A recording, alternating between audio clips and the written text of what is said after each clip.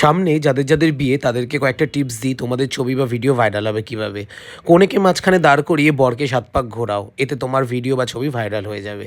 দুজন দুজনার মাথায় সিঁদুর পরিয়ে দাও, দেখবে ভিডিও ভাইরাল হয়ে যাবে। তারপরে রবীন্দ্রসঙ্গীত চালিয়ে বিয়ে করো, কোনো মন্ত্রপাঠ করো না, তাতেও দেখবে ছবি বা ভিডিও ভাইরাল হয়ে গেছে। মেয়ে দান করার থেকে ছেলেকে দান করে দিন, তাতেও দেখবেন আপনার ছবি বা ভিডিও ভাইরাল হয়ে গেছে।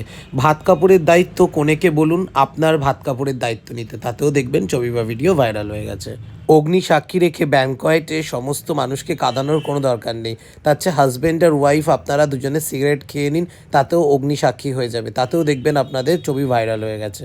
বিয়ের সময় আর বেনারসি আর ধুতি পরতে হবে না, তার চেয়ে হাফ প্যান্ট পরে বিয়ে করুন, তাতেও দেখবেন আপনি ফ্রিও থাকবেন এবং আপনার ছবি দেখবেন ভাইরাল হয়ে গেছে।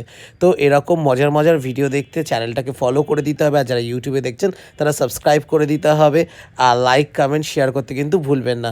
আর পুরো বিষয়টাই কিন্তু মজা করে বলেছি, কেউ কিন্তু পার্সোনালি নেবেন না। আজকের জন্য টাটা।